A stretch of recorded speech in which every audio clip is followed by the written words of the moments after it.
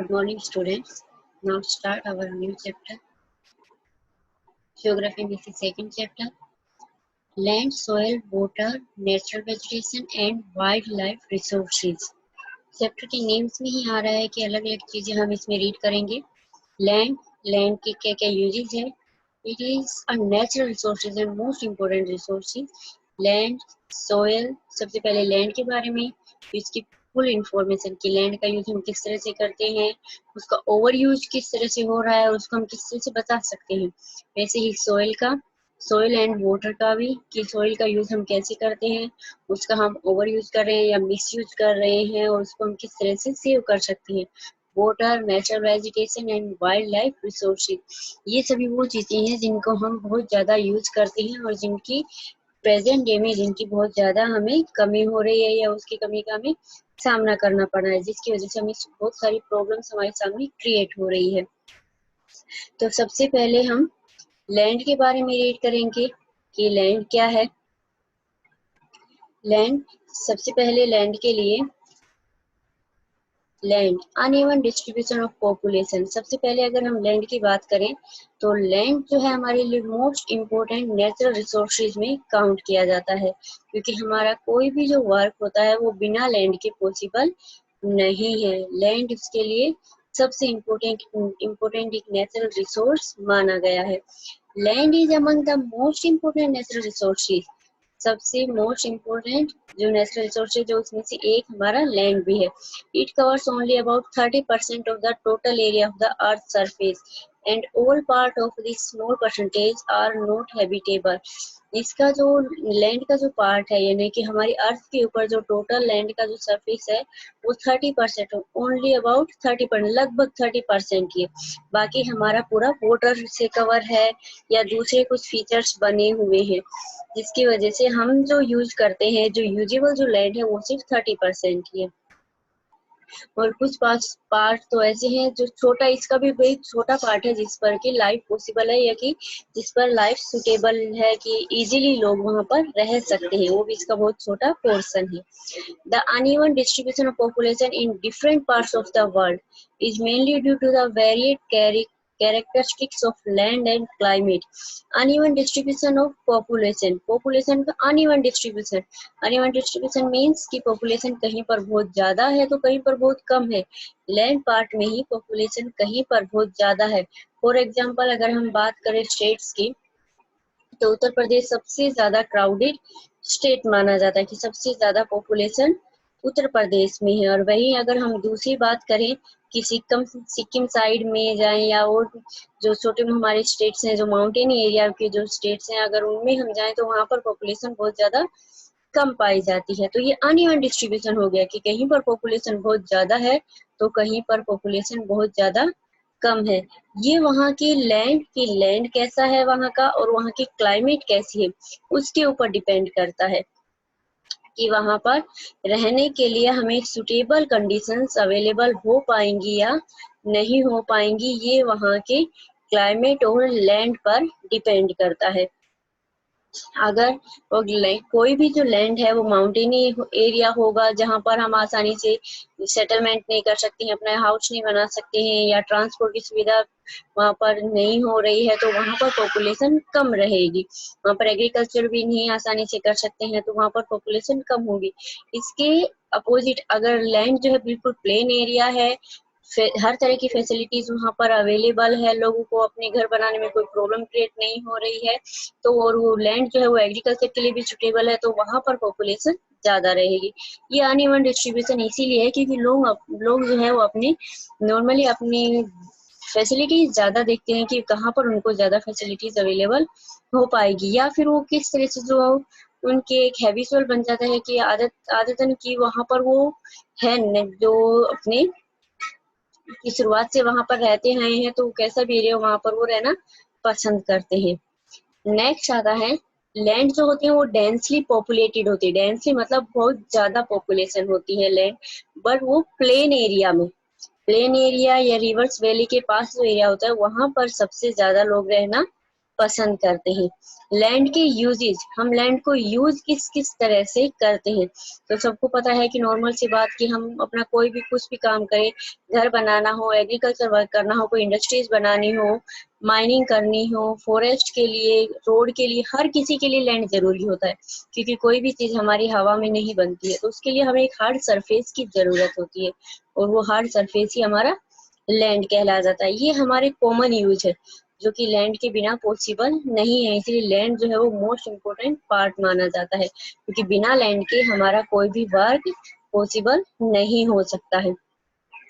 इसके अलावा लैंड को हम यूज किस किस तरह से करते हैं कि एग्रीकल्चर के लिए अलग अलग तरह के जो है वो एग्रीकल्चर के पैटर्न्स अपनाते हैं। पॉपुलेशन जो होती है वो अपनी टेक्नोलॉजी, अपनी स्किल्स के का यूज करके उसको अलग अलग तरीके से यूज करती है, यूजेबल बनाती है। कि कहीं पर कोई लैंड जो है वो एग्रीकल्चर के लिए सुटेबल नहीं है, पर वहाँ पर पेस्टिसाइड्स वगैरह डालकर, उसमें बहुत ज्यादा फर्टिलाइजर्स डालकर उसको एग्रीकल्चर के सुटेबल भी बनाया जा सकता है। तो इस तरह से कि व्यक्ति जो ह्यूमन है वो अपनी नॉलेज और अपनी टेक्निक्स के थ्रू उसको यूजेबल बना सकता है। इसके अलावा लैंड की अगर हम बात करें तो लैंड को भी टू पार्ट्स में डिवाइड किया गया है। एक तो लैंड होता है प्राइवेट लैंड, एक कम्युनिटी लैंड। प्राइवेट लैंड किसी व्यक्ति का खुद का जो लैंड होता है वो प्राइवेट लैंड कहलाता है। कम्युनिटी लैंड बहुत सारे लोगों का मिला जुला जो लैंड होता है वो कम्युनिटी लैंड होता है। जैसे विलेज एरिया में मोस्टली पाया जाता है कि जो लैंड होता है कॉमन होता है, जिसको हम बोल देते हैं कि पंचायत की जमीन है, इस तरह से हम बोल देते हैं, जिसको सभी यूज कर लेते हैं। तो वो कम्युनिटी लैंड हो गया कि कम्युनिटी का लैंड है। प्राइवेट किसी व्यक्ति का खुद का जो लैंड होता है वो प्राइवेट लैंड होता है। वैसे ही नेक्स्ट वन, जो लैंड होता है peoples and their demands are ever growing but the availability of land is limited. जो मैन की जो डिमांड है, लोगों की जो डिमांड है वो बढ़ती जा रही है लैंड के लिए, पर लैंड हमारे पास लिमिटेड है। कि टोटल अर्थ पर हमारा लगभग अबाउट 30% लैंड ही है जो कि हार्ड सरफेस है, और उसमें से कुछ परसेंट पार्ट पर ही लाइफ पॉसिबल है, यानी कि हमें वो सभी फैसिलिटीज मिल पाती है जहाँ की लोग रह सके। इसलिए लैंड हमारे पास कम पड़ रहा है, पॉपुलेशन बढ़ रही है तो लोगों की डिमांड भी बढ़ रही है, घर बनाने के लिए, एग्रीकल्चर करने के लिए, इंडस्ट्रीज वगैरह लगाने के लिए। तो इन सब चीजों के लिए लैंड की जो जरूरत है वो बहुत ज्यादा बढ़ती जा रही है, और लैंड हमारे पास कम होता जा रहा है। इस पिक्चर में लैंड के यूज दिखाए गए हैं।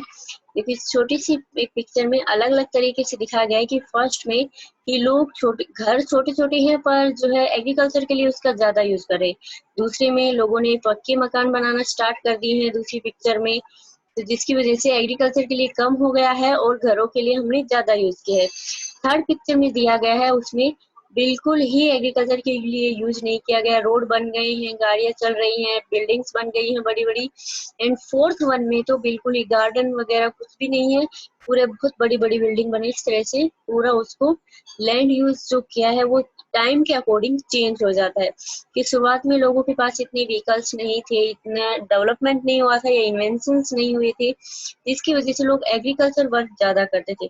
फिर थोड़ा इन्वेंशन नहीं होने लगे, डेवलपमेंट होने लगा, तो लोगों में जो है वो उसका असर दिखने लगा और एग्रीकल्चर लैंड कम हो गया और बिल्डिंग्स वगैरह ज्यादा बनने लगी।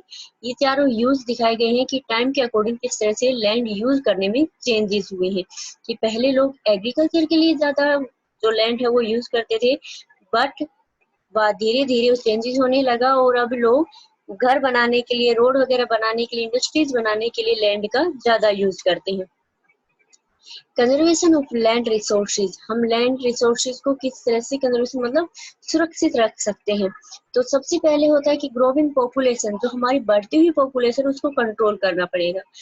पॉपुलेशन बढ़ रही है, रहने के लिए उसके लिए सेटलमेंट चाहिए, उसकी डिमांड बढ़ेगी, एग्रीकल्चर ज्यादा करना पड़ेगा। यानी कि कुल मिलाकर अगर पॉपुलेशन कंट्रोल होगी तो लैंड का तो हम बचा भी सकते हैं।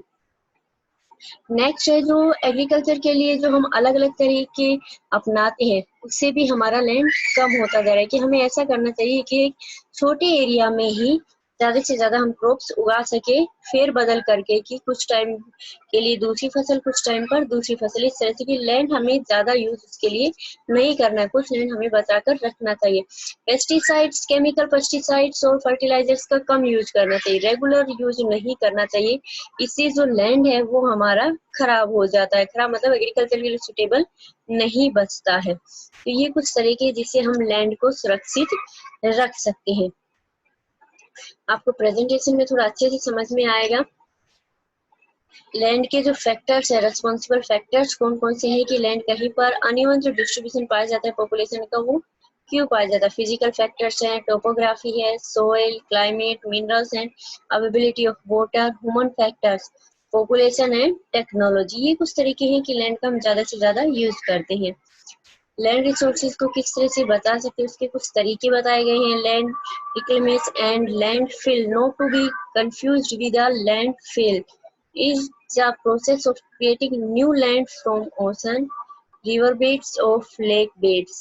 The land reclaimed is known as reclamation ground of or landfill. Regulated use of chemical pesticides and fertilizers and check on overgrazing. Overgrazing जो होता है यानी कि पशु बहुत ज्यादा उस पर चराई करते हैं, हद से ज्यादा पशुओं को, एनिमल्स को हम छोड़ते हैं ग्रास जो है वो खाने के लिए, तो और ग्रेजिंग हो गया है। Some of the common method used to conserve land, की हमें इन सब चीजों पर थोड़ा सा कंट्रोल करना चाहिए जिससे कि हम लैंड को जो है वो सेव कर सकते हैं। लैंड डिग्रेडेशन का एक दूसरा कारण भी होता है construction of retention wall to stop land from slipping, कि हमें जो लैंड स्लाइड्स होते हैं उसको रोकने के लिए जो दीवारें बनाई जाती है वो बनाई जानी चाहिए ताकि हमारा जो लैंड है वो हम उसको कंट्रोल कर सके। नेक्स्ट वन हमारा आता है सोइल। सोइल की बात, the thin layer of granny substance covering the surface of the earth is called soil. जो हमारे अर्थ की जो ऊपर की जो हार्ड सरफेस के ऊपर जो एक मिट्टी की जो छोटी सी पतली सी परत पाई जाती है, thin layer of the granny substance. Granny substance मतलब बहुत सारे कंकर पत्थर बारीक बारीक, उनसे मिलकर जो पूरी जो ऊपर की हमारी परत जो बनी हुई है क्रश पार्ट के ऊपर, वो हमारे सॉइल पार्ट कहलाती है। It is closely linked to land, ये लैंड से कनेक्टेड होती है या लिंक्ड होती है। उसका रीजन ये है क्योंकि लैंड के ऊपर ही सोइल पा सकती है, अब लैंड नहीं होगा तो सोइल कहाँ से होगी, तो उससे लिंक्ड पा जाती है। Landform determines the types of soil. Soil is a made up of organic matters, minerals and weathered rocks found on the earth। अब बनती किस किस तरह से है, ऑर्गेनिक मैटर्स। ऑर्गेनिक मैटर्स का मतलब जो पेड़ पौधे गल सड़ जाते हैं और जो जानवर वगैरह जो एनिमल्स वगैरह होती हैं वो सब जो गल सड़ जाते हैं तो वो नीचे छोटे छोटे बारीक कणों में कन्वर्ट हो जाते हैं, तो उससे सोइल बनती है। मिनरल्स से बनती है। और वेदर्ड रॉक्स, रॉक्स के ऊपर कि रॉक से टकरा टकरा कर हवा आ रही है, पानी आ रहा है, तो उसके बारीक बारीक कण जो है वो हवा में पानी में आते रहते हैं और जो कि मिट्टी का रूप ले लेते हैं। This happen through the process of weathering.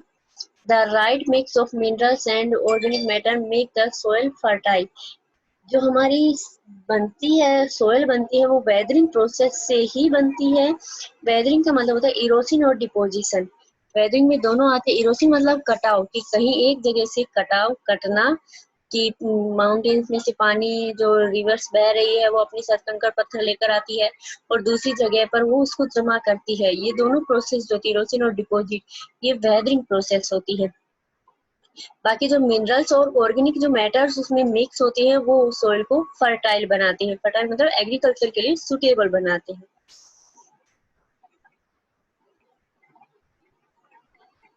Next one, ये सोइल का एक सोइल प्रोफाइल दी गई है पिक्चर में।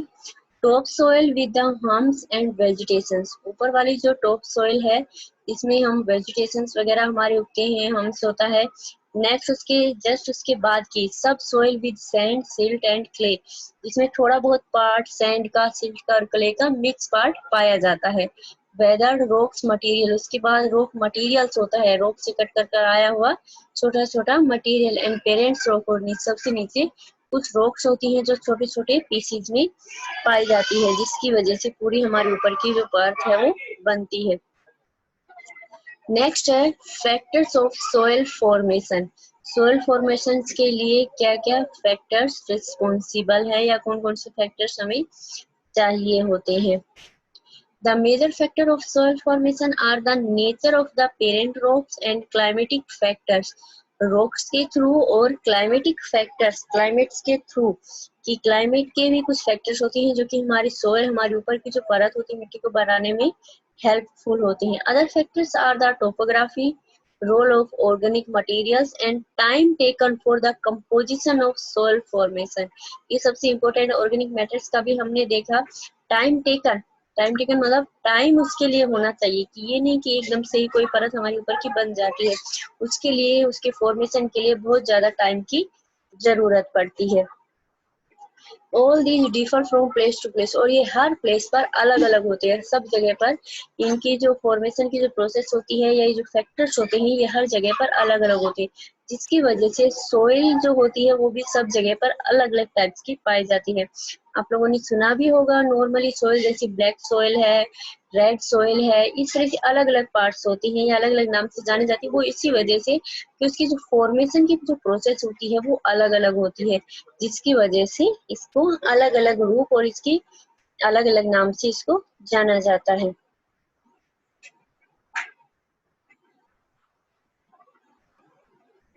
Next one, degradation of soil and conservation measures. Soil का कटाव कैसे होता है, कि सॉइल का ओवर यूज हो रहा है कि किस तरह से हो रहा है, और हम उसको कंजर्व कैसे कर सकते हैं, कि हम उसको रोक कैसे सकते हैं कि सॉइल का जो हद से ज्यादा यूज हो रहा है या उसमें जो कमी हो रही है तो उसको हम किस तरह से रोक सकते हैं। तो सॉइल के लिए जिस कंजर्वेशन मेजर्स ऑफ सॉइल कि सबसे पहले तो हमें इसके लिए कि सॉइल को कैसे रोक सकते हैं। गुड एग्रीकल्चर प्रैक्टिसेस लाइक, जैसे एग्रीकल्चर के लिए अच्छे अच्छे तरीके अपनाकर कि एग्रीकल्चर इस तरह से हो कि मिट्टी के ऊपर की परत हवा के साथ ना उड़े या पानी के साथ ना बह जाए, तो उसके लिए अलग अलग तरीके हैं। जैसे टेरेस फार्मिंग करना, किस ऐसे पिक्चर में भी दिखाया गया है। These are made of the steep slopes so that flat surface are available to grow crops. They can reduce surface runoff and soil erosion.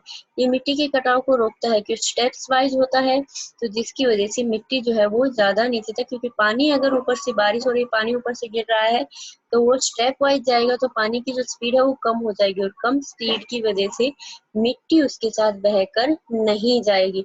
तो टेरेस फार्मिंग से भी हम मिट्टी की इरोसिन या उसके कटाव को बचा सकते हैं। काउंटर बैरियर्स जो हम बनाते हैं कि कोई भी क्रॉप्स होती है उसके बीच बीच में काउंटर से एक दीवार जैसे बना देते हैं, उसके चारों तरफ पेड़ पौधे लगा देते हैं, बड़े बड़े पौधे लगा देते हैं, जिसकी वजह से मिट्टी जो है वो हवा और पानी से नहीं बहती है। इंटरक्रॉपिंग की मीनिंग होता है कि बीच बीच में अलग अलग फसल, डिफरेंट टाइप्स ऑफ फसल जो है वो रो में, एक ही रो में उनको, जैसा पिक्चर में दिखाया गया कि एक ही रो में उनको फसल को ग्रो करना, कि अलग अलग टाइप की फसल, जिससे कि मिट्टी जो है वो हवा से ना उड़े और ना ही पानी के साथ बहे, क्योंकि जो फसलें होती हैं उसकी जो रूट्स होती हैं वो मिट्टी को बांध कर रखती हैं। काउंटर फ्लैगिंग दिख रहा है पिक्चर में कि ये माउंटेन एरिया में ही ज्यादा होती है, कि यहाँ पर स्टेप्स वाइज हो रहा है और नीचे उस पर काउंटर लगा दिए गए हैं, बैरियर से लगा दिए गए हैं, ताकि ऊपर से बहकर पानी या मिट्टी जो है वो नीचे ना आए। शेल्टर बेल्ट्स बनाई जाती है, इसके अकॉर्डिंग भी हम मिट्टी के कटाव को रोक सकते हैं। उसके अलावा ओवरग्रेजिंग कंट्रोल करना चाहिए, कि एनिमल्स के लिए जो चारे के लिए हम छोड़ देते हैं कि तो इस तरह से एनिमल्स के लिए कि चारे के लिए उन एनिमल्स को ज्यादा नहीं छोड़ना चाहिए। एफोरेस्टेशन मतलब फॉरेस्ट की कटिंग रोकनी चाहिए, और केमिकल फर्टिलाइजर और पेस्टिसाइड्स जो हम यूज करते हैं उस पर कंट्रोल होना चाहिए, क्योंकि ये फर्टिलाइजर्स हम उस टाइम पर जब हम एग्रीकल्चर के लिए क्रॉप्स के लिए यूज करते हैं तो उस टाइम पर हमारे लिए बेनिफिशियल होते हैं, बट बाद में ये मिट्टी को बहुत ज्यादा नुकसान पहुंचाती है। यानी कि अगर हम रेगुलर इन सब का यूज करें तो कुछ टाइम के बाद मिट्टी जो होती है एग्रीकल्चर के लिए लायक नहीं होती है उस पर हम एग्रीकल्चर वर्क नहीं कर सकते हैं। दूसरे रेन वॉश होता है कि बारिश से बहुत ज्यादा जो परत है वो बह जाती है। लैंडस्लाइड्स होते हैं, फ्लड्स होती है, बाढ़ की वजह से, फ्लड्स की वजह से मिट्टी बहुत ज्यादा हमारी बह जाती है, जिसकी वजह से मिट्टी का कटाव होता है। तो ये वो सब रीजन है, इन सब के लिए हमें पेड़ पौधे बहुत ज्यादा लगाने चाहिए ताकि फ्लड वगैरह के टाइम पर भी मिट्टी जो है वो ज्यादा बहकर ना जाए। नेक्स्ट वन हमारा जो आता है वाटर। हमने दो यहाँ पर नेचुरल रिसोर्सेज में से दो के ऊपर काउंट जो है वो डिस्कशन किया। सबसे पहले लैंड एंड नेक्स्ट वन हमारा सोइल। तो ये जो दो पार्ट है ये काफी इम्पोर्टेंट पार्ट है। वाटर भी काफी इम्पोर्टेंट है, बट इनके ऊपर एक बार दोबारा से हम बात करें कि लैंड और सोइल जो हमारे सबसे इम्पोर्टेंट पार्ट माने जाते हैं कि इनको हम अगर बचा कर रखेंगे तो फ्यूचर में हमारे काम आएगा, अदरवाइज इसकी कमी भी बहुत ज्यादा होने वाली है। नेक्स्ट वन है वाटर। वाटर तो सबको पता है सबसे इम्पोर्टेंट हमारा पार्ट है, जिसके बिना हमारी लाइफ पॉसिबल ही नहीं है। Water is a vital, renewable natural resource. 3/4 of the Earth's surface is covered with water. 3/4 part जो है वो अर्थ का वो पूरी तरह से जो है वो वाटर से ही कवर है। It is therefore approximately called the water planet. कुल मिलाकर हम अर्थ को वाटर प्लैनेट या 6th क्लास में आता भी है कि ब्लू प्लैनेट कहा जाता है। वो ब्लू प्लैनेट इसीलिए कहा जाता है क्योंकि अर्थ जो है वो जिसका मोस्टली पार्ट जो है वो वाटर से कवर है। It was an primitive oceans that life began almost 3.5 million years back. काफी सारे ओशियंस पाए जाते हैं। अगर हम पीछे इसके जो मिलियंस ईयर्स में अगर बैक जाएं तो बहुत सारे यहाँ पर ओशियंस पाए जाते हैं। Even today, the ocean cover 2/3 of the Earth's surface. Earth surface का सिर्फ ओनली अगर हम ओशियंस की बात करें 2/3 पार्ट जो है अर्थ का वो सिर्फ ओशन ने ही कवर किया हुआ है। For a rich variety of plants and animals life, इसमें बहुत सारे लाइफ जो है प्लांट्स और एनिमल्स लाइफ वहां पर चल रही है। The ocean water is however saline and not fit for human consumption. Ocean का जो वाटर होता है वो ज्यादा यूजेबल भी नहीं होता है कि व्यक्ति उसकी खपत कर सके या उसको यूज करके, ऐसा नहीं होता है। Fresh water counts for only about 2.7%। Fresh water जिसका हम यूज करते हैं कि ड्रिंकिंग के लिए, एग्रीकल्चर के लिए या अदर यूजेस के लिए जो भी हम यूज करते हैं, उसका सिर्फ हम अर्थ के ऊपर टोटल जितना भी हमारा वाटर है उसका सिर्फ हम 2.7% ही यूज करते हैं। बाकी जो वाटर है वो हम उसका यूज नहीं करते हैं क्योंकि उस जो है वो खारा पानी होता है, सॉल्टेड वाटर होता है जिसका हम यूज नहीं कर सकते। और ये 2.7% भी हमारा जो होता है उसका 70% पार्ट जो है वो सिर्फ हमारी ग्लेशियर से हमें मिलता है। ग्लेशियर मतलब माउंटेन, हिमालय माउंटेन पर जो बर्फ जो जमी हुई है उससे जो हमारी रिवर्स जो निकलती है उससे ये पानी हमें मिलता है उसका 70%। कुछ पार्ट जो है वो रेन से मिलता है कि रेन जो होती है उसकी वजह से हमें ये मिलता है। और व्यक्ति इसका 1% फ्रेश वाटर ही व्यक्ति अपने लिए इसको यूज करता है। Fresh water is therefore the most precious substance on the earth. Water can neither be added nor subtracted from the earth.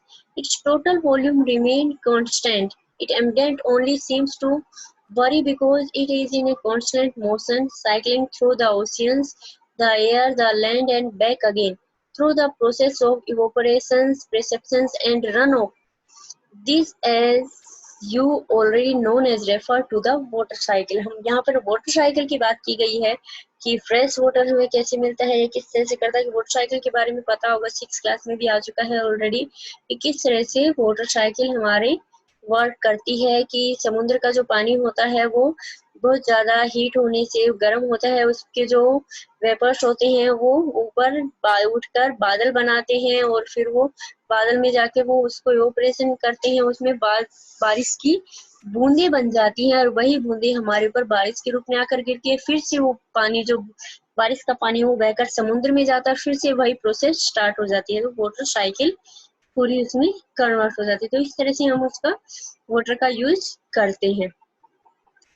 Over use बहुत ज्यादा हो रहा है कि हम इसका ओवर यूज भी करते हैं। अमाउंट नॉर्मली पीने के लिए हम जितना पानी यूज करते हैं उससे कहीं ज्यादा वॉशिंग के लिए, एग्रीकल्चर के लिए, इंडस्ट्रीज में इलेक्ट्रिसिटी पैदा करने के लिए, यानी कि पॉपुलेशन जितनी बढ़ रही है उतना यूज उसका बहुत ज्यादा हो रहा है।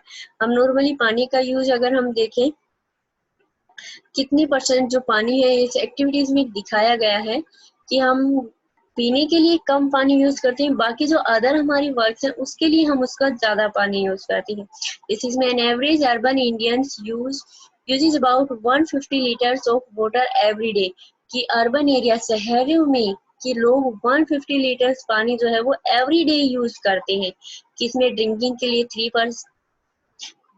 3 लीटर, कुकिंग के लिए 4 लीटर, बाथिंग के लिए 20, फ्लशिंग के लिए 40, वॉशिंग क्लोथ्स के लिए 40, वॉशिंग यूटेंसिल्स के लिए 20 एंड गार्डनिंग के लिए 23, कुल मिलाकर 150 लीटर पर डे।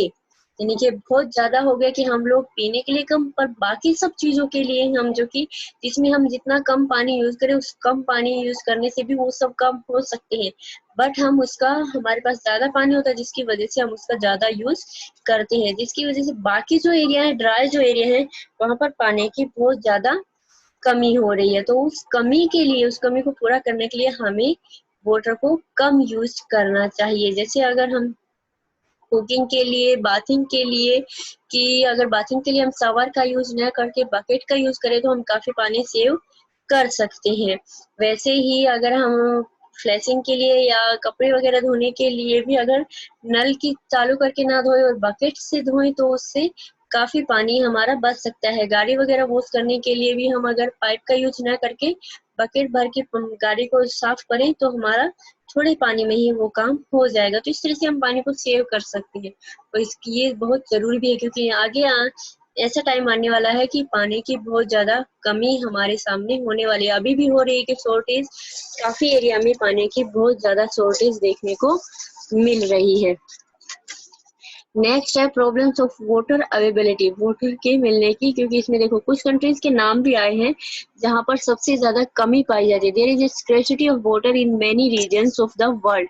वर्ल्ड के काफी सारे ऐसे एरिया हैं या ऐसी कंट्रीज हैं जहां पर सबसे ज्यादा पानी की कमी पाई जा रही है। अफ्रीका है, West Asia, South Asia, part of western USA, north west Mexico, part of South America and entire Australia. ये सब ऐसे एरिया हैं जहाँ पर सबसे ज्यादा पानी की शॉर्टेज देखी जा रही है और इसमें ही हमारा एक नाम भी काउंट होने वाला है, क्योंकि हमारे यहाँ पर पानी से रिलेटेड बहुत सारी प्रॉब्लम्स क्रिएट हो रही है क्योंकि हम पानी का बहुत ज्यादा ओवर यूज कर रहे हैं। तो इसके लिए कि हमारा नाम भी इस कंट्रीज में काउंट ना हो या हमारे देश में पानी की कमी ना हो, हमें थोड़ा वाटर को लिमिट मात्रा में उसका यूज करना चाहिए।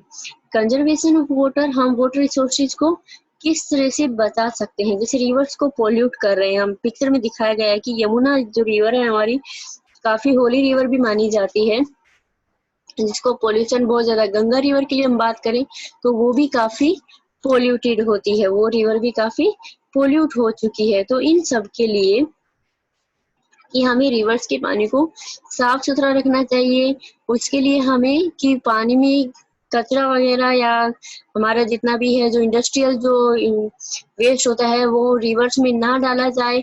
तो इस तरह से हमें पानी को बचाना, उसको जो है वो पोल्यूटेड होने से बचाना है ताकि वो हम अपने पीने के लिए उसका यूज कर सके, क्योंकि अगर पानी पोल्यूटेड होगा तो हम उसका पीने में यूज नहीं कर सकते। तो रिवर्स का पानी काफी फ्रेश होता है क्योंकि ये सभी रिवर्स जो है हमारी हिमालय से निकलती है और फ्रेश वाटर होता है। बट जैसे जैसे ये जो जहाँ पर लोग रहते हैं वहां से ये निकलती है, वहां पर लोग उसमें कचरा वगैरह डालते हैं। शहरों के जो बड़े बड़े जो गटर्स होते हैं वो नदियों में ही गिरते हैं, जिससे पानी इसका खराब हो जाता है।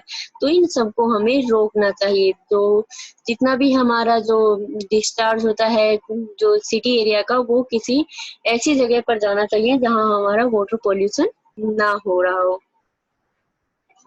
पानी का कम से कम यूज किया जाना चाहिए ताकि हम नेक्स्ट आगे इसका ज्यादा से ज्यादा उसको बचा सके।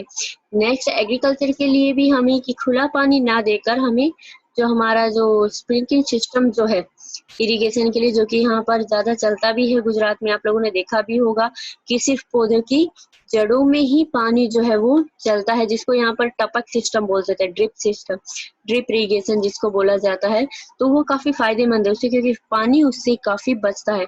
स्प्रिंकलर से भी काफी पानी बचता है, उससे भी पानी वेस्ट नहीं होता है। तो ये कुछ मेथड से जो हमें एग्रीकल्चर के लिए अपनानी चाहिए, ताकि हम पानी को ज्यादा से ज्यादा बचा सके। तो ये 3 पॉइंट्स आज हमने डिस्कस किए, land, soil and water. Next जो होगा वो natural vegetation and wild life का नेक्स्ट क्लास में करेंगे। Thank you.